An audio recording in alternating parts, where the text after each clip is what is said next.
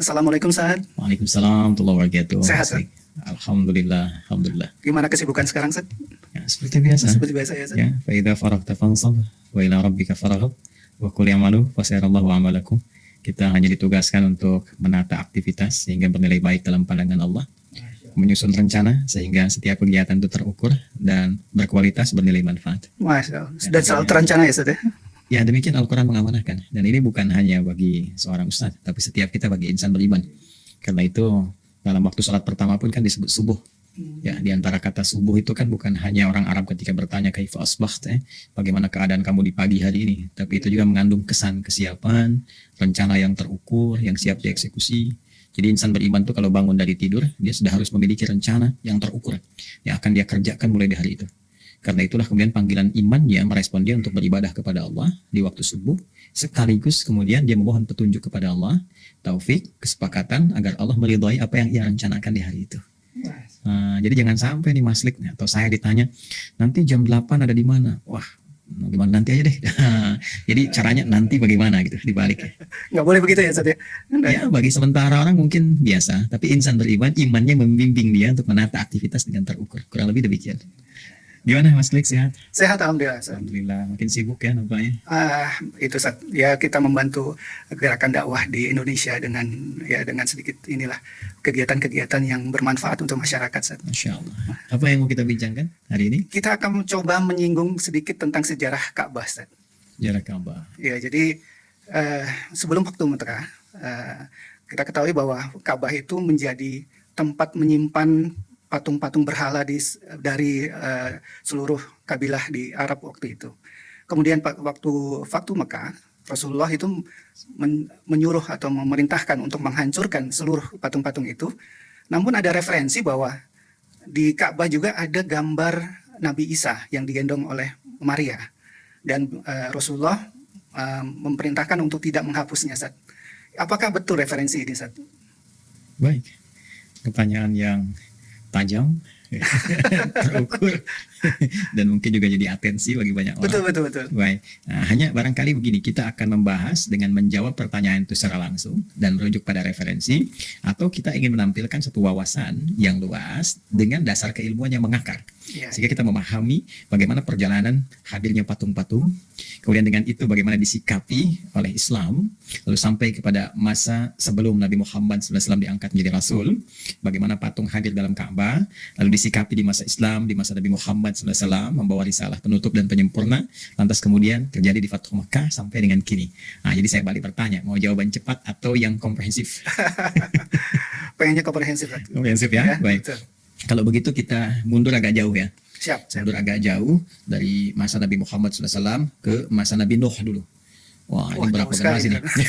Muhammad SAW bin Abdullah bin Abdul Muttalib bin Hashim bin Abdul Manaf bin Qusay bin Murrah bin Kilab bin Ka'ab bin Ghalib bin Fihr bin Malik bin Nadar bin Kinana bin Khuzaimah bin Mudrika bin Ilyas bin Nidar bin Mudar bin Ma'ad bin Adnan bin Adli bin Muqawwam bin Nahur bin Tarikh bin Ya'ul bin Jastud bin Nabit bin Ismail alaihissalam bin Ibrahim alaihissalam bin Adar bin Nahur bin Abir bin Kinan bin Fakhshad bin Sam bin Nuh alaihissalam. Jangan salah, jangan disuruh ulang saya. Agak mundurnya ini luar biasa nih, 37 sampai dengan ke 40 generasi ke atas. Dan itu bisa boleh jadi puluhan ribu tahun deh. Betul. Nah, jadi kalau kita tarik ke masa Nabi Nuh alaihissalam, bahkan nanti diabadikan kisah ini di surah dengan surah nama yang serupa dengan risalah Nabi pembawanya, yaitu surah Nuh. Ya. Nah, jadi Nabi Nuh ini ada yang menyebutkan referensi bahwa beliau lahir 116 tahun setelah Nabi Adam alaihissalam meninggal dunia. Ya. Jadi Nabi Adam alaihissalam dengan istri beliau Sayyidah Hawa alaihissalam jami'an diperintahkan oleh Allah untuk turun ke muka bumi, menjalani misi sebagai khalifah di bumi, memakmurkan, hidup saling menggantikan dan seterusnya. Al-Baqarah ayat ke-38. Kemudian berkeluarga dan melahirkan keturunan yang menyebar. Ya, Quran surah keempat ayat 1, berkeluarga, berketurunan, menyebar, kemudian bersuku-suku, berkomunitas, beda-beda tempat. Quran surah ke-49 ayat 13. Nah, dalam penyebaran ini nanti setelah Nabi Adam meninggal dunia, ya, risalah Nabi Adam diwariskan kepada anak keturunannya. Namun demikian kita tidak lupa bahwa ada provokasi yang datang dari setan memengaruhi yang setiap perkembangan kemanusiaan dan aktivitasnya, sehingga di antara sebagian mereka ada yang terjauhkan dari risalah-risalah yang pernah diajarkan oleh Nabi Adam alaihissalam dan Sayyidah Hawa, kan? Kemudian setelah itu ada 5 orang saleh. Nah, ini kisahnya. Ya, 5 orang saleh ini juga termasuk yang membawa dan meneruskan risalah Nabi Adam alaihissalam, membimbing masyarakat, dikenal dengan orang-orang yang sangat luar biasa, orang-orang yang baik. Nama mereka adalah Wadda, kemudian Suwa, kemudian Yaguth, kemudian Ya'uq, dan Nasra. Ada 5. Wadda, Suwa, Ya'uq, Yaguth, Nasra. Nah, 5 orang ini meninggal. Nah, setelah 5 orang ini meninggal, ada satu rasa di antara masyarakat itu ingin selalu menghadirkan kenangan bersama mereka, ya, ingin hadirnya kenangan, nampak kemudian kelemah lembutan, kesolehan, kebaikan yang menginspirasi, sehingga mereka membuat semacam in memoriam, gitu ya, satu kenangan yang mengabadikan 5 orang itu, maka dibuatkanlah patung. Nah, ini asalnya, ya, asal-asal munculnya patung itu, dibuatkan patung 5 orang ini, namun ternyata ini berkelanjutan dan mempengaruhi sisi akidah karena memanfaatkan di situ ada celah yang dibaca oleh setan, dimanfaatkan, ya, yang tadinya cuma jadikan untuk bahan kenangan, tiba-tiba kok lewat, kok kayak ada perhatian, ya kan. Nah, kayak ada berkah tersendiri, ya, akhirnya secara singkat lama-lama jadi sesembahan, ya, jadi sesembahan, jadi dikultuskan, naik jadi penuhanan, akhirnya dikenal sebagai bagian dari yang dituhankan oleh masyarakat pada saat itu. Pada inilah kemudian dalam kondisi ini diutusnya Nabi Nuh alaihissalam untuk mendakwahi umat pada saat itu.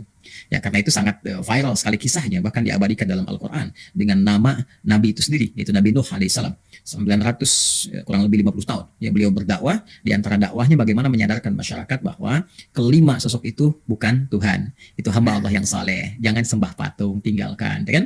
Kalau tidak nanti ada ancaman-ancaman dari Allah dan sebagainya. Maka mereka mengatakan, pemuka-pemukanya yang sudah barangkali diangkat, ya, jadi tokohnya.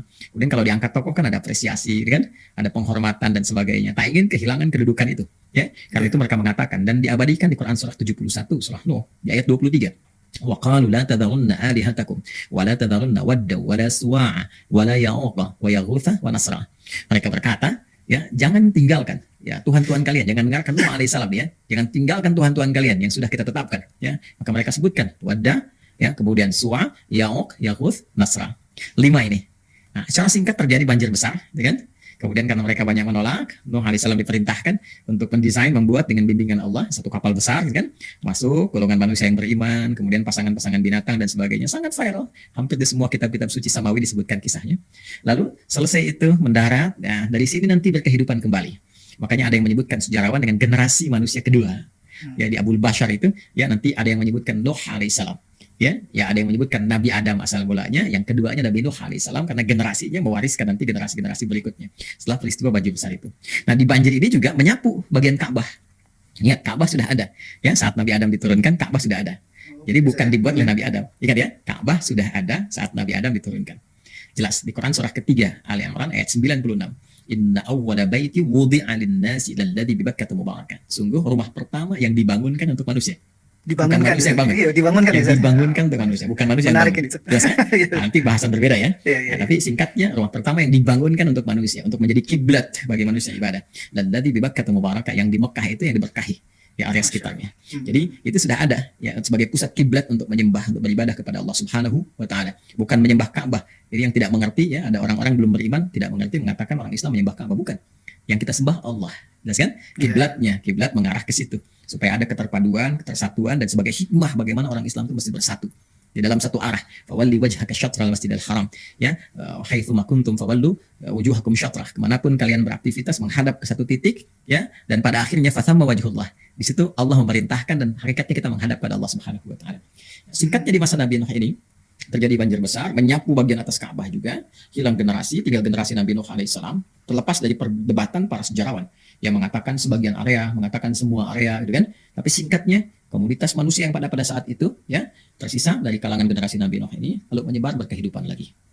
Nah, persis seperti kisah Nabi Adam tadi, ketika beliau meninggal, istrinya meninggal, alaihi wassalam, ya, Nabi Adam dan Sayyidah Hawa alaihi wassalam, Nabi Nuh juga meninggal, ini menyebar lagi, kan? Iya. Nah, menyebar kemana. Nah, ada yang membawa risalah dakwah keislaman baik, ada yang seperti semula tadi, ya. Jadi hidup lagi tuh kekufuran dan sebagainya, ya. Nah, di antara yang paling populer itu di wilayah Mesopotamia, di wilayah Irak, ya, Irak sekarang dekat Baghdad gitu. Ada yang disebut wilayah Ur namanya, ya, Ur, Mesopotamia, ya, Baghdad kuno, ya, peradaban kuno pada masa itu, tapi sudah maju, ya, dengan rajanya yang sangat terkenal itu. Ya, raja yang terkenal sampai ada pernah dengar Namrud dan sebagainya, Namrud, ya kan? Nah, jadi yang menarik begini, yang menarik ternyata di situ juga kemudian tersebar penyembahan terhadap patung. Bahkan kreasinya sudah lebih kreatif, ya. Jadi di patung itu punya 3 dewa utama, ya, 3 kekuasaan utama. Ada patung besar dewa matahari, nah, asalnya dari sini nih, dewa matahari. Kemudian yang kedua itu rembulan, ketiga bintang gemintang, 3 itu. Ya. Nah, jadi itu yang dituhankan di masa Nabi Ibrahim alaihissalam. Jadi begitu sampai ke masa itu, Allah mengutus Nabi Ibrahim alaihissalam, diangkat menjadi rasul kan, lalu secara rasional dialogkan, diajarkan kepada kaumnya, kok bisa menyembah patung-patung ini kan? Karena itu di surah Al-Anbiya kan ditegaskan oleh beliau, ma hadhihi tamathil allati antum laha akifun. Apa sih keistimewaan patung-patung itu sehingga kalian begitu fokus menyembahnya gitu kan? Lalu kemudian kalian memberikan sesajen, meminta sesuatu yang bahkan dibikin oleh kalian sendiri gitu. Ya. Sampai-sampai beliau membuktikan kalau benar matahari itu Tuhan, di surat Al-An'am kan jelas. Falamma janna alaihi lailu ra'a kaukaba, dari bintang ke bintang dulu. Begitu lihat bintang, oh ini yang dianggap Tuhan. Nah, tapi tiba-tiba tenggelam. Masa Tuhan tenggelam? Ya kan? Kemudian ketika melihat walam mara'al qamara bazigha, ya qala hadza rabbi, apakah ini yang dimaksud Tuhanku ini, kata mereka, ya kan? Ya itu lihat bintang tenggelam, lihat bulan tenggelam. Begitu lihat matahari, oh ini hadza akbar, ini lebih besar. Tapi ketika tenggelam juga, masa Tuhan tenggelam? Maka beliau menyimpulkan ini bukan Tuhan. Yang dianggap di patung-patung ini bukan Tuhan. Akhirnya kisahnya viral, diberikan pelajaran oleh beliau supaya mengerti masyarakat, kan? Dengan rajanya pada saat itu, apa yang terjadi? Dibawa kapak kan, ya, dihancurkan, diikatkan kan di kepala berhala yang paling besar. Nah, sehingga dengan itu kisahnya kita mengetahui dengan sendirinya. Jadi secara singkat di masa Nabi Ibrahim pun sudah ada itu. Ya? Lalu Nabi Ibrahim alaihissalam kemudian berhijrah. Ya, singkatnya beliau berangkat lagi dengan istri Sayyidah Sarah, berkelana, karena itu disebut dengan Ibrahim. Ada yang mengatakan dari Ibrahim itu ada dari bahasa Ibrani punya dua makna. Satu, sang penyeberang, perantau, karena sering merantau untuk berdakwah. Menyeberang dari Mesopotamia ke Mesir, terus nanti ya Kanaan, Palestina, sampai dengan ke wilayah Makkah Al-Mukarramah. Biwadin ghairi dzi zar'in inda baitikal muharram, sampai ke situ ya. Nah, ini nama pertama. Yang kedua disebut juga dengan Ibrahim dari kata Abun Rahim. Bapak yang sangat penyayang, pengasih, saking sayangnya kepada anak itu, dibalik tugas yang sangat sibuk sebagai Nabi Rasul, ayah masih sempat untuk meluangkan waktu menengok anak di Mekah. Padahal beliau tugas di Palestina waktu itu, ya, sampai meninggal nanti. Makanya kita lihat ada Al-Khalil sekarang, wilayah Al-Khalil itu ya, di Palestina. Nah, singkatnya ada dua sisi yang sangat menarik di sini. Ya, namun kita menggunakan alur melompat ya, jadi ada lompatan-lompatan alur sedikit untuk memudahkan pemahaman dalam bahasan kita, sehingga mudah untuk ditangkap. Nabi Ibrahim satu sisi kemudian ditugaskan oleh Allah dengan Nabi Ismail alaihissalam untuk meninggikan kembali pondasi Ka'bah yang tadi hancur karena banjir bah di masa Nabi Nuh alaihissalam. Ya, ditinggikan kembali, itu pondasinya masih ada. Ya, dalam bahasa Arab pondasi itu kalau satu disebut qaidah, kalau banyak disebut qawaid. Keduanya diminta meninggikan kembali. Bahasa Arabnya yarfa namanya. Maka diabadikan di Quran surah kedua Al-Baqarah ayat 127. Wa idh yarfa'u Ibrahimul qawaida minal baiti wa Ismail. Kan? Rabbana taqabbal minna innaka antas samiul alim. Keduanya kemudian meninggikan kembali bangunan Ka'bah, ya, di situ kemudian dikenal ada napak tilas jejaknya. Maqam Ibrahimnya ada, Hijr Ismailnya ada, ya, dan keduanya kemudian sering bersinergi membangun dengan izin Allah Subhanahu wa taala. Jadi nah, sisi lain, di tempat yang ditinggalkan Nabi Ibrahim, di kota asal tadi, wilayah Mesopotamia, kerajaan Babilonia, dengan rajanya Namrud tadi, yang megah, yang menganggap dirinya besar dan sebagainya. Ya, itu kan, kalau kita flashback sedikit, mengusir Nabi Ibrahim, setelah sebelumnya mengancam, bahkan ingin mengeksekusi, membakar beliau, ya, dikumpulkan di kota besar, yang sekarang menurut para sejarawan itu bergeser sedikit ke arah Turki. Ya, saya pernah berkunjung gitu ke daerah itu ya. Jadi ada memang patung-patung besar dan sebagainya menunjukkan bekas-bekas kerajaan Namrud tempo dulu. Jadi Anda bayangkan dari wilayah Irak, Mesopotamia, Babilonia membentang sampai ke Turki, itu kan melewati Syam juga ya. Syam itu salah satu Syria dan sebagainya. Perbatasan itu. Jadi di situ dikumpulkan dan kemudian Allah selamatkan. Ya, di-viralkan, diabadikan kisahnya di Quran surah 21 Al-Anbiya ayat 69. Wa qulna ya naru kuni bardaw wa salaman ala Ibrahim. Kami firmankan, ya, api ya, dengan kuasa Allah Subhanahu wa taala, ya, api diperintahkan jadikan sejuk kepada Ibrahim. Jangan membakar. Selamat rajanya, di situ lantas menyimpulkan ini orang ada jinnya gitu. Maka diusir dari situ. Jadi dengan Sayyidah Sarah singkatnya sampai ke Mesir, dapat hadiah Sayyidah Hajar kan, dan singkat melahirkan Ismail, sampai tadi kita kembali lagi ke alur awal. Ya. Jadi saya ingin katakan, Namrud dengan suasana itu dia kembali ya menghadirkan lagi suasana seakan kayak kehebatannya macam-macamnya, mempopulerkan lagi Tuhan-Tuhan patung dan seterusnya, sampai nanti kisah paling singkatnya adalah menantang Nabi Ibrahim sampai Allah kemudian mewafatkan yang bersangkutan hanya dengan seekor nyamuk saja gitu. Itu kan viral kisahnya. Nah, di sisi lain artinya saya ingin sampaikan bahwa ini sudah menyebar nih dari wilayah Mesopotamia terus ke Syria gitu kan, sampai ke sebagian dekat Turki dan sebagainya ya, di wilayah itu. Nah, di wilayah yang berbeda, Nabi Ibrahim, Nabi Ismail tepatnya di area Makkah Al-Mukarramah meninggikan bangunan Ka'bah, lantas berdoa kepada Allah di situ. Ya, doanya diabadikan, di antara doanya memohon kepada Allah agar nanti ada rasul yang terakhir, yang penutup, yang menyempurnakan semua risalah para nabi yang termulia, maka lahirnya pun dekat Ka'bah yang mulia ini. Di keduanya bermohon karena ini rasul penutup yang paling mulia, yang paling istimewa, maka lahirnya pun harus di tempat yang termulia, ya kan? Dekat tempat mulia, dekat Ka'bah. Dan tiada lain kecuali Nabi Muhammad sallallahu alaihi wasallam. Nabi Ismail di situ beliau tinggal berketurunan, bahkan di antara doa keduanya kan Rabbana wab'ats fihim rasulan minhum yatlu 'alaihim ayatika wa yu'allimuhumul kitaba wal hikmah wa yuzakkihim innaka antal azizul hakim. Kan? Ya Allah, mohon nanti hadirkan, lahirkan seorang rasul dari kalangan masyarakat yang berkehidupan dekat Ka'bah ini. Itu Nabi Muhammad. Jadi sepeninggal Nabi Ibrahim kan nanti wafatnya kemudian dikuburkan di Al-Khalil itu di Palestina sekarang. Nah, kemudian Nabi Ismail wafatnya di mana? Dekat Ka'bah. Ya, dan menurunkan keturunan itulah yang kelak melahirkan Nabi Muhammad sallallahu alaihi wasallam. Yang tadi saya sebutkan nasabnya. Ya, kurang lebih sampai 29 generasi ke Nabi Ismail. Walaupun terdapat beberapa perbedaan di antara sejarawan setelah Adnan, kan?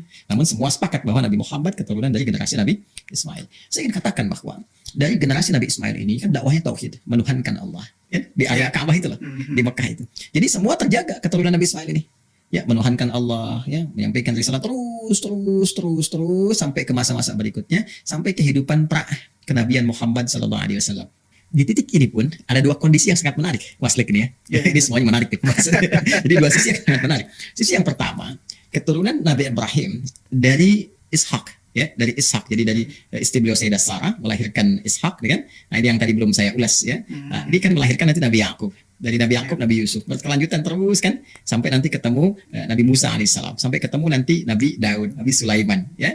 Nah, saya akan garis bawahi highlight di masa era Nabi Sulaiman alaihissalam, itu beliau sempat memperbaiki, ya, citra bagaimana persepsi orang-orang yang menjadikan patung itu sebagai sesembahan. Itu dirubah oleh Nabi Sulaiman. Ya, citranya dirubah oleh beliau, ya, diluruskan, ya, nggak boleh ini patung jadikan sesembahan. Itu di beberapa tempat itu oleh beliau kemudian direka ulang, ya, pola pikir pada saat itu orang-orangnya, bahkan diperintahkan jin-jin untuk bikin tempat-tempat yang di tempat itu sebagai deklarasi atau proklamasi peperangan dengan setan, menghambat, ya, setan itu untuk menggoda, gitu kan. Jadi sesuatu yang menghambat, mencegah, benteng itu disebut mihrab namanya. Mihrab, zamannya maharib. Jadi mihrab itu kan tempat ibadah, sedangkan ibadah yang nggak disukai oleh setan. Jadi beliau memproklamirkan dengan dibuatnya benteng ini, di benteng kita dari setan nih. Dengan ibadah kita meningkat, setan nggak mampu untuk menggoda kita, walaupun menggoda lemah dia, ya kan? Nah, kemudian dibuat juga, ya, patung-patung dalam bentuk apa? Ya, dalam bentuknya seperti pohon-pohon, gedung-gedung tinggi, hiasan-hiasan megah dan sebagainya. Itu diabadikan di Al-Quran. Surah 34 Saba. Ya, surah Saba ayat ke-13. Ayat 13. Ketika Nabi Sulaiman menghiasi istananya sekitarnya dengan mahariba wa tamathila. Ya kan? Ya, tamasil di situ harus didetilkan, ya, nggak boleh disimpulkan patung-patung berjenis, tidak. Yang dimaksud patung begitu ada pepohonan, ya kan? Ada bangunan-bangunan biasa yang menunjukkan yang tidak bernyawa, kan? Ataupun juga penampilan yang berbeda dengan yang kita pahami saat ini. Jadi beliau ingin mengesankan bahwa ini loh yang diperkenankan dia seperti ini, ya, sesembahan diarahkan kepada Allah, bukan dalam konteks untuk penyembahan-penyembahan kepada manusia. Singkat, Nabi Sulaiman meninggal juga kan? Meninggal, ya, jin baru telat tahunya, setan provokasi lagi, diangkat lagi tuh, malah ingin dibawa untuk bisa mengagungkan Sulaiman, dibikinkan lagi ininya apa, monumennya macam-macam dan sebagainya, ya. Jadi berkembang lagi tuh dengan lebih luas lagi. Jadi satu titik di era itu sampai berketurunan kembali, nanti diluruskan lagi, ya, sampai nanti ke Nabi Isa alaihissalam, ya, risalah Nabi Isa alaihissalam 600 tahun sebelum kelahiran Nabi Muhammad sallallahu alaihi wasallam. Itu kan di wilayah Palestina juga, ya, wilayah Palestina juga. Jadi Anda bisa bayangkan di wilayah itu ada pengarahan persepsi tentang patung ke arah yang baik, kemudian pengarahan kepada dakwah tauhid, menyembah Allah Subhanahu wa taala, sampai puncaknya nanti risalah Nabi Isa alaihissalam di sekitaran Palestina nanti, ya, di Bethlehem sekarang, Baitul Laham, di sekitarannya di daerah itu. Nah, di titik ini 600 tahun, sementara di Mekah situasi berbeda, sisi yang lain. Nah, dua sisi. Sisi yang lain di Mekah ini kan berkelanjutan beraktivitas ini. Nah, di jeda antara 600 tahun pasca risalah Nabi Isa alaihissalam sampai ke era Nabi Muhammad sallallahu alaihi wasallam dilahirkan kemudian diutus, ya. Ini kan ada jeda nih, fatrah. Ya, fatrah, ada masa kekosongan karena Nabi Muhammad rasul penutup, rasul terakhir, Nabi Isa sebelum akhir, gitu kan? Maka di antara keduanya kan gak ada rasul. Risalah Nabi Isa terus menyebar oleh murid-muridnya, terpercaya disebarkan, ya kan? Menyebar di sebagian wilayah-wilayah di muka bumi, kan? Sebagian lagi ada menafsirkan, ada menyimpangkan dalam persepsi kita, ya, sebagai orang Islam, gitu, ya, dan sebagainya, menyebar semua ini. Sementara di daerah Mekah itu dalam berkelanjutan beraktivitas ada sosok tertentu. Di antara sosok ini namanya, ini menarik sekali, Amr bin Luhai namanya. Amr bin Luhai. Amr bin Luhai. Siapa Amr bin Luhai ini? Dia sebetulnya pebisnis. Ya, pebisnis. Dia pebisnis, pedagang, tapi juga orang yang baik. Ya, suka berderma, bantu orang, macam-macam. Karena Mekah ini kota suci, ya kan? Iya. Maka ketika terlihat orang ini, sosok ini panutan, public figure, baik, suka berderma, segala macam-macam, maka orang melihat, wah, ini kalau bahasa kita walinya nih, wali kota suci nih, ya kan? Ini orang-orang bagusnya nih, orang teladannya nih, udah kaya, bagus, kan, suka berbagi macam-macam. Tapi dia pebisnis. Nah, satu kali dia ini, nah, titik lain yang perlu ditegaskan adalah dia ini selain dia kaya, kan, dia perhatian, cuma lemah agama. Masih awam nih, awam. Jadi dia nggak kenal dengan risalah-risalah tauhid yang dibawa oleh Nabi Ibrahim, Nabi Ismail diajarkan di situ. Jadi dia berbisnis aja, taunya ya ke Ka'bah itu cuma tawaf, tawaf. Ini belum ada patung loh ya, Ka'bah. Belum ada patung nih. Amr bin Lu'ay ini, ya karena dia pebisnis, perantau, dia merantau ke Yaman, ke Syam. Masih ingat nggak tadi saya sampaikan wilayah Syam mendapatkan dampak-dampak dari era-era patung di masa Namrud dan sebagainya sudah mulai menyebar. Maka ketika dia ke Syam, dia melihat banyak patung ya. Ada banyak patung nih. Oh, banyak patung nih. Sedangkan Syam itu kan bumi para nabi. Ardul Anbiya. Iya kan? Iya. Nabi Ibrahim di situ, Nabi Daud di situ, Semua Sulaiman di situ, Nabi Musa juga wafatnya dekat situ. Ini negeri para nabi nih. Karena dia awam dari segi agama, walaupun dia kaya, dia baik, dia awam agama nih. Dia tafsirkan karena ini negerinya para nabi, dia boleh jadi, oh ini yang dimaksudkan di Tuhan-Tuhan ini. Dan pikiran bisnisnya seketika jalan juga. Iya. Apa itu? Wah, kalau saya dapatkan ini, saya bawa ke Mekah. Saya infokan ke orang Mekah. Ini di negeri para nabi ini sekarang Tuhan-Tuhannya patung-patung begini. Terus yang kedua, dia pikir kalau ini Tuhan-Tuhan dia bawa, ya dipopulerkan di Mekah, mungkin orang-orang Syam juga akan lebih banyak datang ke Mekah. Karena Tuhan mereka ikut ke sana gitu. Ya. Ini informasi disampaikan di dalam kitab ini, Ar-Rahiqul Makhtum. Ya, karya Syekh Al-Mubarakfuri. Ini kitabnya, Ar-Rahiqul Makhtum. Jadi kalau kita baca di sini, kita akan temukan satu uraian. Ya, jadi terkait dengan perkembangan keyakinan-keyakinan sebelum eranya Nabi SAW. Jadi kalau kita buka ke sini, kita akan temukan. Jadi kalau Mas Klik dapatkan kitab ini, buku ini, ya Ar-Rahiqul Makhtum karya Syekh Mubarakfuri, halaman 35. Ada? Ini ada Diyanatul Arab judulnya. Diyanatul Arab, ya keyakinan-keyakinan, agama-agama, gitu kan? Kepercayaan-kepercayaan di kalangan Arab sebelum masa kenabian. Jadi pra-kenabian. Ini disebutkan sih lengkap sekali. Ya, bahkan yang tadi saya terangkan tuh, cukup lama saya terangkan di era Nabi Nuh, macam-macam disebutkan. Jelas semuanya nih.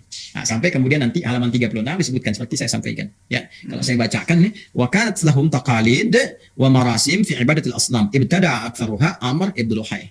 Ya kan? Nah, di Arab itu pada masa pra-kenabian itu dengan jejak yang tadi saya telah sampaikan, nah kemudian mereka banyak menghadirkan patung-patung tadi. Didatangkan. Nah, itu pelopornya siapa? Amr bin Lu'ay. Nah, jadi niatnya dua tadi. Yang pertama karena awam keberagaman, ini yang bahaya itu. Kalau awam agama, jangan banyak komen tentang agama. Jadi bermasalah nanti ya. Apalagi kasih statement misalkan nanti jadi bermasalah. Nah, ini Amr bin Lu'ay dulu begitu. Ini statementnya negeri para nabi nih, banyak patungnya. Berarti ini benar nih dibawa patung. Sisi yang bersamaan, jiwa bisnisnya datang. Wah, dia katakan, wah ini kalau dapat ini lumayan nih nanti orang banyak datang. Akhirnya dibawa, sedangkan orang Mekah, tadi kan saya katakan, melihat Amr bin Lu'ay ini sebagai tokoh baik. Iya. Ini walinya nih gitu kan, orang baik, ya kan, pebisnis, suka berbagi, suka sedekah, suka macam-macam. Ketika dia datang dari Syam membawa patung itu dia sampaikan, mereka percaya aja karena awam juga. Jeda ke Nabi, dari Nabi Ismail ke Nabi Muhammad itu 29 generasi Pak Klik. Iya. Kebayang bagaimana pengaruh yang terjadi. Ya kita nggak usah bicara 29 generasi yang mungkin ribuan tahun. Anda bisa bayangkan Indonesia dari merdeka sampai sekarang berapa tahun? Betul. 76 tahun kan? 76. Dari 45 sampai dengan 2021, 76 tahun. Sudah terasa nggak perbedaannya? Iya. Saya tanya nih, berapa banyak anak milenial sekarang yang mengerti tentang Pancasila? Padahal masa-masa kita kan masih penasaran, ini tahu macam-macam. Dan sekarang generasi sekarang ngerti nggak? Paham nggak tentang undang-undang, tentang pembukaan undang-undang dasar macam-macam? Itu baru berapa puluh tahun. Betul. Sekarang ribuan tahun, provokasi setan udah banyak. Ya, akhirnya apa yang terjadi? Yang terjadi kemudian mereka mengimport patung-patung itu, dibawa datang sampai populer. Ya, nah ketika mulai banyak didatangkan, diimport, yang lain datang juga kan? Maka mulai mereka letakkan dekat Ka'bah. Ya, maka setiap daerah tuh punya patungnya sendiri, ikonnya. Ya, nanti ada misalnya Manat, ya Uzza, Lata dan sebagainya. Oh ini daerah ini punya patungnya sendiri. Jadi setiap kabilah, lucunya itu setiap kabilah diletakkan patung di Ka'bah. Ya, tanda semua kekuasaan itu ada Tuhannya masing-masing. Dan nanti di Mekah pun nanti yang tertingginya Hubal namanya. Hubal dikumpulkan oleh mereka, dikoleksikan, termasuk dimasukkan ke dalam area Ka'bah. Ini asal mulanya Ka'bah berisi patung. Awalnya nggak ada. Ya, jadi ini asal mulanya Ka'bah berisi patung. Dari dalamnya ada Hubal, ada Manat, ada Lata, ada Uzza, ada macam-macam. Nah, sampai kemudian kurang lebih masa menjelang kelahiran Nabi Muhammad SAW. Periode ini kurang lebih 150 tahun sebelum kelahiran Nabi Muhammad SAW. Jadi lengkaplah sudah. Patungnya sudah masuk, dukunnya mulai ada, disebut kahin, tukang sihirnya juga ada, mulai sejak itu tuh. Ada tukang sihir, disebut sahir, ada dukun, disebut kahin. Bahkan nanti patung Nabi Ibrahim alaihissalam, ya dibuat tuh, ada tuh. Patung dibikin. Jadi mereka beli-beli ke Syam itu. Jadi begitu ke Syam datang kan, itu Nabi Ibrahim kan wafat di Palestina, apa dibikinkan patung kan kebiasaan mereka begitu. Bikinkan, dibuat itu. Termasuk patungnya Nabi Isa alaihissalam dan ibundanya. Sayyidah Maryam itu ditemukan di Al-Bukhari. Ditemukan di Al-Bukhari. Jadi kalau kita buka Sahih Al-Bukhari, ini saya ada Sahih Al-Bukhari ini. Ya, ini Sahih Al-Bukhari. Ya, jadi kita nanti akan lihat bagian tertentu di Sahih Al-Bukhari ini yang menghadirkan bagaimana diinformasikan kepada kita di Fatu Mekah. Cuma saya nggak mau lompat dulu. Nanti begitu kita masuk, nanti saya tunjukkan. Saya tunjukkan. Nah, jadi yang menarik begini. Yang menarik Begitu sampai kemudian periode tadi, kurang lebih 150 tahun sebelum kelahiran Nabi Muhammad SAW, itu sudah kacau. Ya, kacau dalam konteks keimanan, keyakinan. Udah mulai tukang sihir, dukun tadi, ya, mengundi, tatayur pakai burung, pakai macam-macam, sudah pakai mantra. Kemudian para penyair berkompetisi, yang paling bagus nanti dituliskan karyanya di dinding Ka'bah. Yang kelak nanti masa Islam diganti di kain kiswah. Ya, ya. Nah ini yang dimasukkan ke dalamnya Tuhan-Tuhan dari luar macam-macam, terus orang-orang soleh yang dulu itu dibikinin patung, diambil juga dimasukin patung Nabi Ibrahim, dimasukin patungnya Bunda Maria, Sayyidah Maryam, patungnya Nabi Isa alaihissalam, ya. Kemudian juga macam-macam lah, ada yang malaikat digambar oleh mereka, dibikinin patung, dikaryakan, dicitrakan oleh mereka, pohon-pohon macam-macam dimasukin ke Ka'bah semua tuh. Nah sampai ini berlangsung sampai dengan kelahiran Nabi Muhammad SAW. Ya, kelahiran Nabi Muhammad SAW, kita lewati lah periode Raja Abraham mau nyerang pakai gajah itu ya, itu kan relevansinya sedikit lah ya. Kita lewati usia Nabi 35 tahun, agak cepat. Ya, setelah menikah dengan Sayyidah Khadijah, rumah tangga 10 tahun, Nabi menikah usia 25 tahun, rumah tangga 10 tahun, 35 tahun. Nah, terjadi sesuatu kepada Ka'bah. Ya, ada yang mengatakan sebagian ada bencana kebakaran, mengatakan yang lain sudah mulai rapuh. Ya, kan dibangunnya itu dalam bentuk begini. Jadi kayak segi empat begitu, tapi belum ada atapnya atasnya. Oh, belum ada atap ya, ingat belum ada atap, baru terbuka seperti ini saja kan gambarannya. Nah usia Nabi 35 tahun, mereka mulai berpikir, wah ini kayaknya udah mulai rapuh gitu. Udah rapuh, ya belum lagi ada musibah, tadi bencana, ada yang menyebutkan kebakaran, ada yang lainnya gitu kan. Nah itu udah mulai retak, udah mulai sebagian ini ya, nggak kokoh gitu. Apa yang terjadi saat yang bersamaan, ada kapal Romawi, Karam, daerah Jeddah. Nah qadarullah itu didesainnya pakai kayu-kayu. Ini nyata kisahnya, ya nyata kisahnya. Kemudian ketika dalam suasana itu mereka dapati, datanglah orang-orang Arab Quraisy pada saat itu, sepakat mereka kumpul. Rapat lah para inohong gitu. Tokoh-tokohnya rapat, gimana kalau kita renovasi Ka'bah? Nah, mereka putuskan untuk renovasi secara cepat dan singkat saja, diminta dari bagian kayu-kayu di kapal itu, dan diminta di arsitek ini ya untuk menata seperti apa itu bisa direnovasi dengan tujuan untuk menata supaya lebih bagus. Nah, dalam proses renovasi ini itu dikeluarkan dulu Mas Lik ya, segala yang ada di dalam Ka'bah itu termasuk patung-patung tadi ya, yang disebut dengan berhala ya, yang hubal, yang macam-macam gitu ya dikeluarin semua. Unik juga nih ya. Kemudian setelah itu selesai, singkatnya jadi, sudah bagus lagi gitu kan. Nah, dimasukkan kembali tuh patung-patung itu. Nah, cuma mereka berselisih ya pada satu titik saja, yaitu tentang Hajar al-Aswad. Ya, batu hitam itu Al-Hajar al-Aswad yang bagian pokok ya dari pokok di bangunan Ka'bah itu. Maka di antara mereka berselisih kabilah-kabilah itu siapa yang paling pantas meletakkan itu kembali ke tempatnya. Ya kalau meletakkan patung nggak ada selisih tuh. Siapa aja silakan tuh. Ini unik juga nih. Siapa yang letakin hubal siapa aja deh masukin. Tapi begitu pada satu titik yaitu Al-Hajar al-Aswad ya, batu hitam itu yang bagian dari pokok ya dari bangunan Ka'bah itu. Nah, itu mereka berselisih karena semua pada pengen ya ingin menampakkan ya taruhlah wibawa gitu kan, pengaruh macam-macam. Lalu secara singkat tetua di antara mereka, tetuanya sesepuhnya itu mengusulkan, udah gini aja deh, siapa yang masuk duluan ke Masjidil Haram ini ya, di area Ka'bah itu Masjidil Haram kita kenal kan sekarang ya. Ya kalau sekarang sudah lebih luas ya, dulu kan terbatas.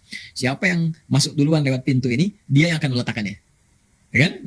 Maka ketika mereka semua sepakat, ya udah sepakat kan, dilihat dicek ternyata Nabi Muhammad lah, kadarullah ya, Nabi Muhammad SAW yang ternyata masuk lebih dulu lewat pintu itu. Maka mereka ketika disebutkan sosok Nabi Muhammad, usianya 35 tahun saat itu. Ya, artinya 5 tahun sebelum diangkat menjadi nabi kan, jadi rasul. Jadi 35 tahun, 10 tahun sudah berumah tangga dengan Sayyidah Khadijah, ya. Maka apa yang terjadi? Yang terjadi adalah mereka melihat, oh, sepakat semua tuh. Karena waktu Nabi Muhammad ditunjuk SAW, itu kan pribadi yang diakui sosoknya sebagai Al-Amin, orang jujur, terpercaya, bahkan banyak di antara mereka nitipkan hartanya ke Nabi Muhammad. Ya. Nah, jadi sebelum beliau muslih, mengajak orang berbuat baik, itu masih saleh. Jadi ada saleh, ada muslih. Saleh kan terus-terusan terbawa ya, sampai dari mulai kelahiran, baik, tumbuh kembang sampai kembali kepada Allah, itu saleh. Muslih ketika diberi tugas untuk mengajak, itu sikap orang-orang sekitar beda. Ya, jadi pribadi Muhammad dinilai SAW oleh orang-orang saat itu ini orang baik, orang bagus, gak ada masalah nih. Bahkan paling menarik adalah mereka juga tahu bahwa Nabi Muhammad itu satu-satunya sosok di antara mereka yang tidak pernah menyentuh atau mendekat kepada patung itu. Ini menarik nih. Belum diangkat menjadi rasul, menjadi nabi, tapi kalau kita baca ya beberapa referensi seperti di Syiar A'lam Nubala ya, Syiar A'lam Nubala nanti saya tunjukkan kitabnya dari karangan Imam Adz-Dzahabi. Di abad ke-8 Hijrah itu nulis kitab bagus sekali, 16 jilid ya. Itu ditunjukkan bagaimana Rasulullah SAW itu setiap kali akan tawaf di Ka'bah itu ya, ada dorongan misalnya untuk mengetahui mendekat kepada patung, selalu ada isyarat dari belakangnya dengan suara ya, jauhi itu, berpaling dari itu ya. Nah, jadi sudah dibebaskan dari pengaruh patung, nggak pernah minum-minum, nggak pernah berselingkuh, nggak pernah ikut-ikutan kebudayaan mereka itu. Maka semua sepakat, oh Muhammad saja SAW. Nah, maka Nabi Muhammad dibimbing oleh Allah dengan bijak. Ya, bagaimana caranya? Dikeluarkan bagian kainnya, kan? Nah, di kain itu semua dari tokoh-tokoh suruh pegang bagian ujungnya, Hajar Aswad disimpan di tengahnya, semua bawa. Jadi win-win solution, semua dapat tuh. Wah, senang semua. Nah, begitu dekat beliaulah dengan tangan mulianya meletakkan di tempatnya. Maka selesai ada nafasi Ka'bah. Nah, cuma menyisakan juga di situ. Ya, satu persoalan penting jadi pembahasan kita. Apa itu? Kan tadi saya katakan patungnya dimasukin lagi. Iya. Patung dimasukin lagi ya, kemudian ada yang tambahin dengan gambar-gambar, mulai dilukis-lukis tuh. Ya, gambar. Makanya redaksi nanti banyak-banyak di informasi yang sampai ke kita, baik di hadis-hadis terutama, itu ada redaksi menggunakan suara, bentuk jamak dari kata suara. Sedangkan suara itu ada dua makna. Ya, bisa timtal, jamaknya tematil, berarti patung-patung. Bisa suara dalam artian lukisan. Ya, lukisan gambar-gambar itu ya, dan sebagainya. Jadi di situ udah dipenuhi tuh. Ya, ada gambar-gambar, ada patung-patung, terutama patung-patung tuh. Ya, patung ini, patung itu, macam-macam. Termasuk diantaranya ada patung yang disebutkan, patung malaikat, ya, gambar pohon-pohon. Ya, bisa bayangkan. Terus lukisan-lukisan tentang malaikat. Terus digambar di situ ya. Tadi siapa aja lah, Nabi Ibrahim, Nabi Ismail. Pokoknya yang dari Syam, dari mana yang bisa mendatangkan banyak orang, Tuhannya ya diimport ke sini semua nih. Tuhannya diimport ke sini semua. Semua bisa datang, dimasukin ke Ka'bah. Jadi semua suruh putar-putar tuh. Ya, tawaf macam-macam dengan gayanya yang berbeda-beda. Ada yang siul-siulan, ada yang nggak pakai busana, mohon maaf, ada yang macam-macam itu. Ya itulah terjadi, makanya disebut jahiliyah. Ya, jadi jahiliyah. Jadi sudah cara berpikirnya sudah tidak terukur, ya, cara bergaulnya sudah tidak teratur dan sebagainya. Jadi muncul kekacauan-kekacauan dalam konsep norma, ya, yang tidak bisa diukur dengan standar-standar kemuliaan, kebaikan. Maka dalam suasana itu kemudian Nabi diutus secara singkat, berhasil diperbaiki oleh Rasulullah SAW. Ya, dalam fase hijrah ke Al-Madinah Al-Munawwarah, Yathrib kelak jadi Al-Madinah Al-Munawwarah, balik lagi. Nah, ketika balik itulah ke Mekah tuntas pada saat itu. Ya, dalam pembukaan kota Mekah. Ya, jadi bukan penyerangan, ingat. Ya, bukan ekspansi, bukan invasi, tapi selalu redaksi digunakan kata fatah.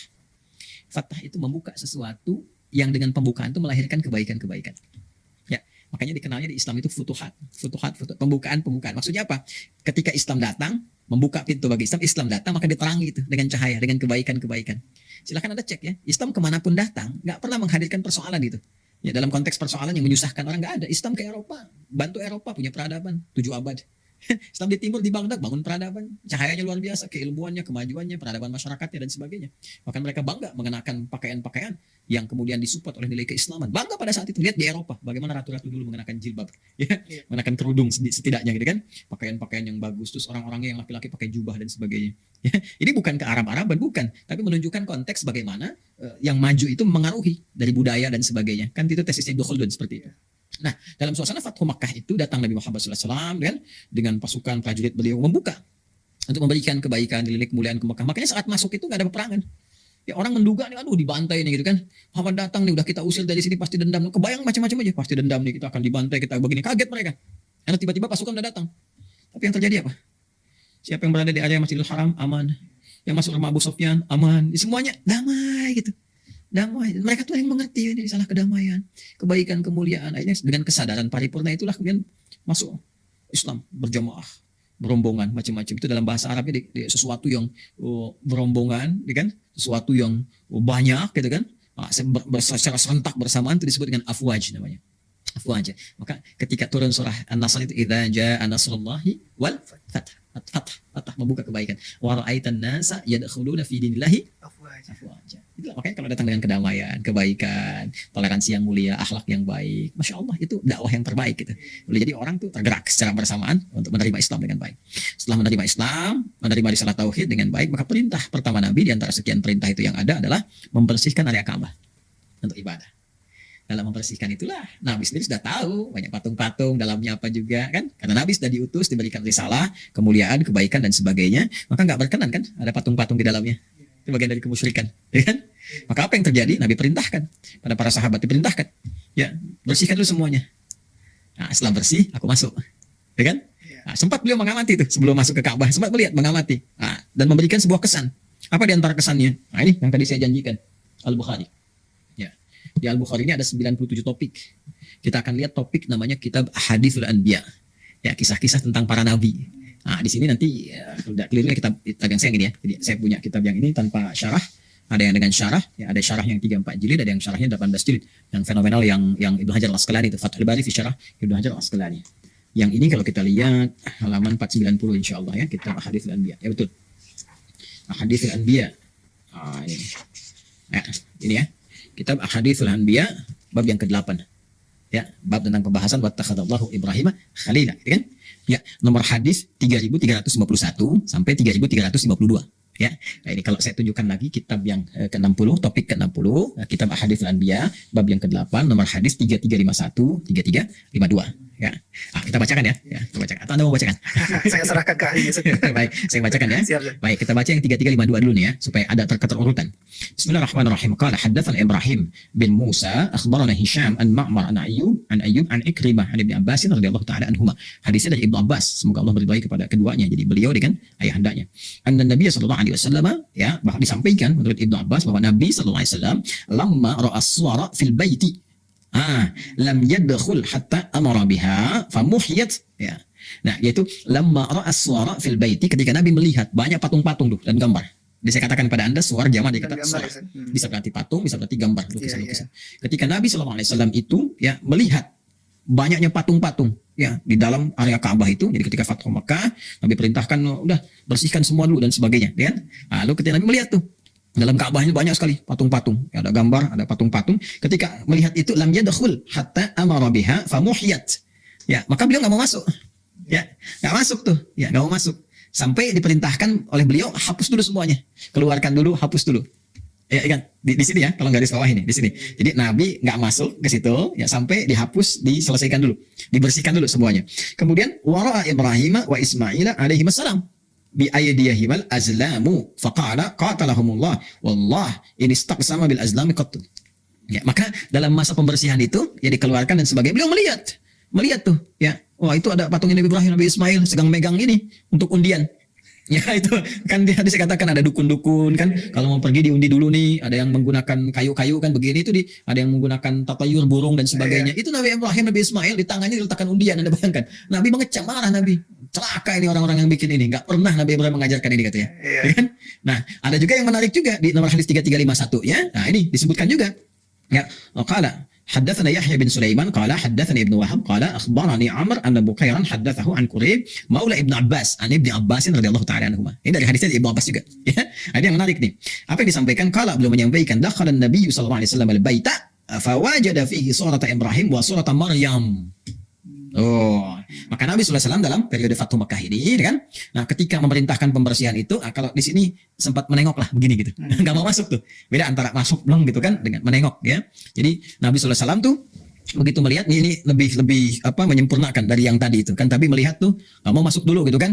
Nah, nggak mau masuk dulu nih sebelum dihabiskan. Nah, ini dilengkapi nih kisahnya. Jadi ada sempat dibersihkan, Nabi melihat begitu mau masuk, nah ini ya, lihat, oh banyak patung, dan melihat di situ Ibrahim alaihissalam, kemudian ada juga patungnya Maryam, kan?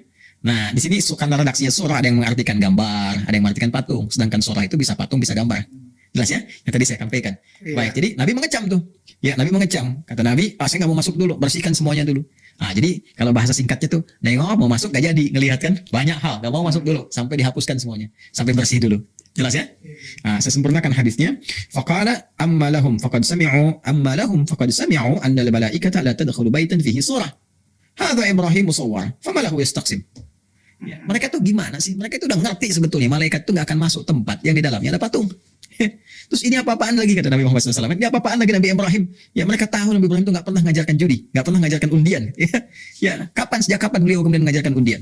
Jadi di situ beliau langsung memberikan satu penegasan, komen yang tegas, mengecam dengan keras dan sebagainya. Jadi ini Nabi memberikan edukasi kepada kita bahwa beliau pun nggak masuk dulu. Kenapa? Karena beliau mengajarkan memahami malaikat nggak mau masuk ke tempat yang banyak patung yang seperti itu, apalagi di situ mendoakan Allah dan sebagainya. Ini bukan mendoakan lagi, membanyakkan dengan macam-macam, membanyakkan ini nggak mau masuk. Jadi ini yang paling sahih riwayatnya. Nah, riwayat ini ketika disampaikan menyebar dan sebagainya. Nah, kemudian ada yang menarik nih. Ya, biasanya kan kalau saya bicara begini, Mas Klik saya gambarkan. Jadi kalau ada seorang menyampaikan, terus yang mendengarnya itu ada 10 orang. Kira-kira ketika disampaikan lagi yang 10 orang ini kepada orang lain, pulang nih, nyampaikan lagi kepada orang lain. Sama nggak kata-katanya? Mungkin nggak sama. Mungkin nggak sama redaksinya. Iya. Baik, maknanya bisa sama nggak? Maknanya mungkin sama. Maknanya mungkin sama. Persoalannya kalau semua memiliki kredibilitas yang sama. Iya, betul. Ya kan? Betul. Ya? Nah, terus kalau disampaikan lagi sampai ke generasi berikutnya. Paling gampang Mas Tek bikin 10 orang berbaris, bisikan satu hal, A bisikan, sampai ke ujung yang ke-10, kira-kira lihat sama nggak dengan apa yang kita ucapkan? Biasanya ada distorsi pasti. Ada distorsi, bahkan ada reduksi beberapa hal gitu kan. Nah, ini pun sama, ketika hadisnya udah jelas, disampaikan macam-macam, kan dulu nggak ada kayak kita cetakan sekarang. Kayak Google sekali klik muncul semua begini, dulu kan pakai lisan. Kelisan. Sampaikan gini, begini menyebar di pertengahan itu dalam penyebaran itu ada yang menyisip-nyisipkan. Apa yang diantara disisipkan itu dibuatlah semacam satu sisipan tambahan dalam ilmu hadis. Sisipan di tengah-tengah itu idraj, adraja yudriju idrajan. Hadisnya disebut dengan mudraj. Hadis mudraj itu hadis yang berisi sisipan. Sisipan itu bukan bagian dari hadis. Bisa jadi tafsir, bisa jadi cerita tambahan, bisa macam-macam. Apa di antara tambahan itu? Tambahan itu yang dikisah-kisahkan adalah saat dalam masa ya penghapusan ya, gambar-gambar tadi, kemudian pembersihan itu semua ada di antara redaksi itu yang menunjukkan bahwa Nabi memberi isyarat, ini hapus semuanya, ya. Terus begitu melihat yang patungnya Maryam, ya kan?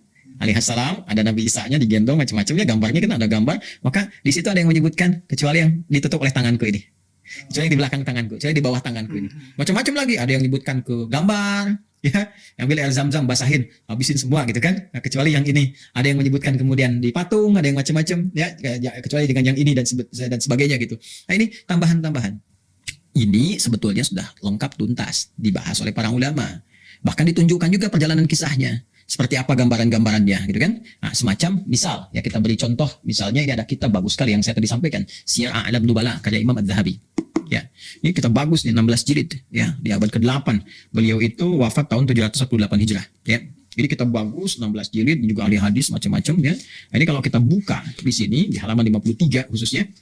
Nah, ini ya, beliau mengisahkan, beliau sampaikan ini halaman 53 ya, ya. Ini kitabnya Syiar A'lam Nubala jilid pertama, jilid 1 dari 16 jilid, halaman 53. Qala wa fil hadithi عن ابن أبي نجيح عن أبيه عن خويطب ابن عبد العزى وغيره فلما كان يوم الفتح دخل رسول الله صلى الله عليه وسلم إلى البيت فأمر بثوب فبل بماء وأمر بطمس تلك الصور ووضع كفيه على صورة عيسى وأمه وقال أمه الجميع إلا ما تحت يديه.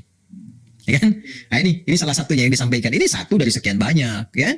Kemudian Adz-Dzahabi mengatakan rawahul Azraqi, info ini dapatkan dari Al-Azraqi. Ingat Al-Azraqi siapa? Ya, Al-Azraqi ini diantaranya. Beliau diantaranya seorang sejarawan, ya kan? Ya, penulis kitab populer namanya Akhbaru Makkah. Ya, seorang perawi juga menyampaikan riwayat-riwayat. Di semua riwayat disampaikan. Namanya kalau kita sejarawan menyampaikan informasi, gitu kan? Beliau juga menyampaikan riwayat-riwayat di abad kedua Hijrah, ya kurang lebih ini sampai abad ketiga Hijrah, dan menyampaikan informasi macam-macam. Kemudian di antara informasi itu menyampaikan riwayat yang tadi, ya dalam masa pembersihan area dalam Ka'bah, penghapusan itu gambar-gambarnya disampaikan bahwa ada beberapa bahkan dari tabi'in yang menyampaikan informasi ya bahwa di antara mereka menyampaikan generasi sebelumnya ada yang pernah melihat di masa Ibnu Zubair bahwa pernah ada itu gambar-gambar itu gitu kan. Sedangkan yang menyampaikan ini orang-orang thiqah ya di kalangan era tabi'in, kok bisa gitu kan, masih kelihatan masih ada dan sebagainya. Jadi mana yang benar nih? Satu sisi riwayat ini bermasalah, dan udah banyak ulama membahas tuntas tentang riwayat-riwayat bermasalah ini. Ya bahkan ada 4 hadis di kitab Akhbar Makkah ini belum kita hadirkan kitabnya. Kalau kita lihat di Akhbar Makkah itu ada 4 riwayat. Dan 4 riwayat itu udah tuntas. Tuntas apa? Tuntas diteliti oleh para ulama. Kita itu punya tradisi yang sangat indah. Ya ketat sekali. Tradisi ini tentang bagaimana menyeleksi semua informasi yang sampai kepada kita. Saking ketatnya standar dalam Islam itu. Benar nggak dari Nabi? Benar nggak dari Nabi? Diteliti semua 4 riwayatnya. Ternyata ketemu. Wah, ini ada Muslim bin Khalad bin Zanjini. Ini orangnya bermasalah. Ini orangnya nggak pernah ada. Ini yang nggak pernah diketahui. Ini yang luput. Ini yang hilang. Ini yang pendusta. Ini yang lemah. Ini yang macam-macam. Jadi ternyata 4 riwayat itu semuanya dhaif semua. Dhaifnya yang nggak bisa digunakan sebagai hujah. Ya, nggak bisa dipakai dalil gitu. Jadi hadis yang menerangkan tentang hapus semuanya kecuali yang di bawah tangan saya ini, kan? Dan di masa Nabi itu lemah. Karena itu sisipan, diduga sisipan, dimasukkan ke dalam hadis yang sahih tadi. Yang Nabi perintahkan nggak mau masuk dulu sebelum semua bersih. Tapi saya pernah dengar ada referensi bahwa tabiin masih sempat lihat ada gambar di Ka'bah. Ada informasi menyampaikan dari Imam Atha, gitu kan, dan beberapa kolega bahwa mereka pernah melihat sepintas ya di masanya Ibnu Zubair, ya kan. Nah, sedangkan kita tahu mana masanya Ibnu Zubair ketika beliau juga hadir berkehidupan ya sepeninggal Nabi Sallallahu Alaihi Wasallam itu sudah melewati jauh fasenya Fathu Makkah. Lantas pertanyaannya gimana kalau masih sempat melihat ada gambar beberapa yang lain, gitu kan. Nah, ini satu sisi hadis-hadis tadi dihukumi dhaif, ya bahkan nggak bisa digunakan sebagai hujjah. Sisi lain masih ada terlihat gambar-gambar yang dimaksudkan. Itu udah dijawab tuntas oleh Imam Ahmad. Iya, Imam Ahmad bin Hanbal. Sudah selesai masalahnya. Apa jawaban beliau? Sampai ngarang kitab namanya Al-Ilal fi Ma'rifatir Rijal. Nah, kalau ini nggak sempat karena Anda baru nanya kita sempat hadirkan kitabnya. Ada kitab namanya Al-Ilal fi Ma'rifatir Rijal. Beliau bandingkan ini. Ini hadis-hadis yang sahih tentang dalam patung dibersihkan dalam Ka'bah itu termasuk gambar-gambar ini tampilkan. Dan yang menguatkan ini kebiasaan Rasulullah. Rasulullah itu nggak pernah mau masuk ke tempat manapun di rumah-rumah yang ada patungnya, apalagi rumah Allah dalam Ka'bah yang harusnya nggak ada patung, ada patung. Beliau bersihkan dulu semuanya, kan beliau mau ibadah di dalamnya. membersihkan, dihapuskan segalanya. Itu kebiasaan beliau. Bahkan di Al-Bukhari nanti banyak hadis menyampaikan kepada kita bahwa Nabi enggan masuk ke satu rumah yang ada di situ gambar-gambar yang tidak elok, yang macam-macam, yang menghadirkan hal-hal yang bisa gitu kan memalingkan ketaatan kepada Allah Subhanahu wa taala, termasuk patung-patung dan sebagainya. Itu hilangkan dulu, bersihkan dulu. Nah, sedangkan di sisi lain hadis-hadis dhaif tadi yang mudras yang tadi disampaikan ya, secara faktual ada Imam Atha yang memang fiqh kredibel, terpercaya. Katanya pernah sekilas melihat, kata Imam Ahmad bin Hambal, dipadukan dua hal ini. Ini hadis yang sahihnya jelas diperintahkan dihapus. Ini hadis yang dhaif yang gak bisa dipakai hujah, kata yang nutupin macam-macam ini. Ketika beliau telusuri, diteliti oleh beliau, memang diperintahkan oleh Nabi dihapus. Cuman pada masa itu nggak sempurna hilang semua karena menghapusnya kan pakai air biasa begini. Hapus dulu deh. Kan kata Nabi hapus dulu semua tuh, kosongkan yang patung-patung, kosongkan semua gini, hancurkan semua, gambar-gambar dihapus. Hapusnya pakai apa? Nah itu dah, hapusnya pakai apa? Ya dihapus waktu itu pakai apa? Pakai air kan? Dihapus. Kata Imam Ahmad bin Hanbal dalam kitabnya Al-Ilal fi Ma'rifatil Rijal, itu menyisakan bekas-bekas. Boleh jadi yang dilihat oleh Atha itu bukan gambar utuh yang kemudian tampak di era Nabi, Fathu Makkah dihapuskan, bukan. Yang terlihat boleh jadi bekas-bekas itu. Ya kan? Makanya riwayatnya pun nggak jelas ketika sampai, disebutkan cuma melihat gitu kan. Yang dilihat tuh apa? Nggak pernah sampai. Itu pun jadi perdebatan lagi. Maka Imam Ahmad menelusuri, dilihat oleh Imam Ahmad, oh yang diduga dilihat oleh Imam Atha ini bukan gambar-gambar yang nyata seperti di era Fathu Makkah. Yang dimaksudkan adalah boleh jadi bekas-bekas itu masih tampak. Ya, yang sekarang kalau Anda masuk ke area Ka'bah kan sudah bisa terpublikasikan banyak gambar, di YouTube juga bisa dilihat, kan? Kan sekarang Anda bisa lihat tuh di area Ka'bah, selain atasnya nanti ada, masya Allah ya, sudah ada atapnya, berapa 3 tiang, kemudian ada di situ ada ayat-ayat ya, selain yang di luar kan di dalam juga ada tuh. Nah, kemudian ada semacam grafiti, siapa yang merenovasi dan macam-macam. Pernah itu nggak ada berapa? Ada 8 kan? Ya 1, 2, 3, 4 kalau kita hitung gitu. Ya kita juga bisa menduga boleh jadi itu tuh juga menutup ya bekas-bekas yang terdahulu, dirapikan lagi macam-macam lagi. Sedangkan Ka'bah kan sudah mengalami renovasi juga. Ya beberapa masa waktu dihantam Manjanik di eranya Khalifah Yazid itu kan yang menghancurkan Ibnu Zubair lewat panglimanya itu Hajjaj bin Yusuf Ats-Tsaqafi, kan itu hancur juga kena Manjanik, kota apel besar itu kan direnov lagi. Ya kan direnov lagi. Jadi kalau kita mau masuk sudah nggak ada. Jadi isunya sebetulnya sudah nggak faktual sekarang ini. Jadi isu-isu begini ini sudah selesai sebetulnya. Ya sudah tuntas, sudah beres, dan ulama sudah menjawab semua. Isu tentang hadisnya dijawab, ini hadisnya dhaif. Dhaifnya sangat lemah, saking lemahnya nggak bisa dipakai sebagai hujah. Yang benar yang ini, Nabi punya karakter nggak pernah mau masuk ke dalam ruangan satu rumah apapun, apalagi rumah Allah yang ada patungnya. Ini hadis-hadisnya sahih. Dan karakteristik Nabi itu begini, di rumahnya begini dengan Sayyidah Aisyah terutama, di tempat ini begini, selesai. Kemudian Fathu Makkah diperintahkan sahabat untuk menghancurkan semua patung-patung, menghapus gambar-gambar, ya kan? Adapun bagaimana kualitas hapusan itu, apakah masih ada ataukah ada jejaknya, tapaknya sedikit dan sebagainya, nggak ada informasi spesifik. Yang penting Nabi meminta, keluarkan semua, hapus semuanya, baru Nabi masukkan aktivitas di dalamnya. Lalu kalau ada informasi mengatakan bahwa Imam Atha pernah melihat atau yang lainnya itu kan, nah itu kan juga nggak sampai kepada kita jelas informasinya. Apakah yang dilihat itu kemudian benar-benar utuh? Tapi Imam Ahmad jenius melakukan penelusuran, ditemukan oleh beliau itu bekas-bekasnya, jejak-jejak yang sebetulnya sudah dihapus masa lalu, cuman mungkin masih kelihatan ada bekas-bekas dan sebagainya. Dan disempurnakan tuntas, sekarang clear, bening, bersih, bagus, nggak ada gambar dan sebagainya. Jadi singkatnya adalah hadis yang disampaikan oleh sementara orang sampai kini bahwa dalam Fathu Makkah diperintahkan dihapuskan termasuk gambar-gambar ya, tapi tidak untuk yang gambar Bunda Maryam dengan Yesus yang ditutup seperti ini gitu kan oleh Nabi SAW di dalam riwayat itu disampaikan demikian. Itu riwayat yang tidak tepat, tidak benar, masuk yang mudraj, disisipkan ke dalam riwayat yang benar. Riwayat yang benarnya cukup sampai patungnya Nabi Ibrahim, gambarnya, bahkan tidak ada gambar malaikat, gambar pohon, gambar macam-macam gitu kan. Nah kemudian termasuk juga gambar Nabi Isa dengan ibundanya Sayyidah Maryam alaihi wassalam. Nah, kemudian itu semua sudah dibersihkan keseluruhannya untuk memberikan kesucian, kesan suci kepada Ka'bah al-Musyarrafah, Ka'bah yang mulia. Kan kita balik nanya, kenapa yang Nabi Isa ditutup begini, yang Nabi Ibrahim enggak? Ya, terus kenapa yang malaikat dibiarkan dihapus? Kan kita bisa nanya begitu juga. Ya, yang alasan paling rasional adalah alasan disampaikan oleh Imam Ahmad. Kemungkinan tuh begitu dihapuskan semua tuh masih ada bekas-bekas sebagian tuh kan yang belum sempurna keseluruhannya, atau bahkan juga ini diperdebatkan riwayatnya. Kalau ada yang sahih, kenapa ngambil yang lemah sih? Iya, yang lemah tuh kadang-kadang memunculkan kontroversi saat gitu ya, kontroversi kan tujuannya macam-macam gitu. Ya, tapi saya sih begini, isu ini kan sebetulnya udah dijawab, udah tuntas. Ya, barangkali juga dengan kita ada perbincangan semacam ini, ada khazanah yang diinginkan oleh Allah untuk terbuka, untuk diketahui, untuk luas. Tapi kalau sudah paham, apalagi kita orang Islam, orang beriman, dan tahu kaidah, apa kaidahnya? Islam itu selektif. Dasar ilmunya kuat sekali. Maka dalam Islam itu saking selektifnya, nggak boleh terima informasi sembarangan. Quran surah 17 misalnya kan, ayat 36, wala taqfu ma laysa laka bihi ilm, innas sam'a wal basara wal fuada kullu ulaika kana anhu mas'ula. Jangan ikuti segala hal yang tidak ada dasar ilmunya. Bahkan ilmu pun dirumuskan dengan ketat. Ini yang boleh diterima, ini yang nggak boleh, ini yang lemah, ini yang diabaikan, ini yang bisa kuat dan sebagainya. Dan alhamdulillah kita punya tradisi itu di Islam. Sehingga semua informasi yang sampai ke kita itu qualified, terkualifikasikan dengan baik, kualitasnya terjaga, bahkan bisa dipertanggungjawabkan. Tingkat tertingginya Al-Quran, keduanya hadis, hadis pun ada seleksinya, bahkan ada tingkatannya. Tunjukkan pada saya di mana Anda mendapatkan informasi yang transmisinya tersambung sampai ke penutur awal dengan selektivitas yang sangat ketat. Kecuali di Islam. Ya, jadi kalau kita disimpulkan sekali lagi cukup selesai, gitu kan? Maka tidak ada gambar, tidak ada patung-patung dalam Ka'bah, selesai semua dibersihkan, Fathu Makkah, tuntas. Kalaupun Anda masuk sekarang ke Ka'bah pun atau ingin melihat, sudah tidak ada, semuanya sudah utuh, sedia kala. Dan apa sih untungnya memperdebatkan yang seperti ini? Kalau dulu kan ulama diskusinya ke aspek keilmuan gitu ya, untuk menguji kualitas sebuah hadis. Ini hadisnya benar nggak? Itu ke situ.